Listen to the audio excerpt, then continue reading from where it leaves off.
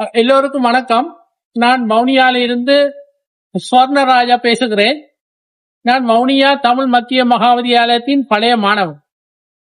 எங்களது வவுனியா தமிழ் மத்திய மகாவித்தியாலயம் இன்றைய தேசிய பாடசாலை எனது ஒரு உயிர் மூச்சாகும்.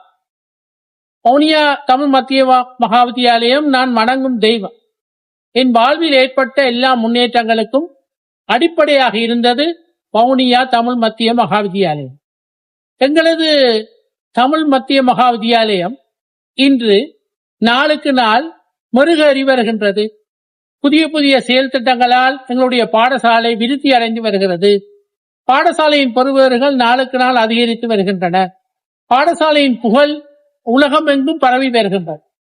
இந்த விடயங்களுக்கு யார் காரணம் என்று நாங்கள் அடிப்படையில் நோக்கினால், பாடசாலை அதிபர் ஒரு காரணமாக இருந்த போதிலும் எங்களது பழைய மாணவர்கள் எமது பாடசாலைக்கு ஆற்றும் உதவிகள், நன்கொடைகள், அது தொடர்பாக காட்டும் அக்கறைகள் மிகவும் போற்றத்தக்கவை.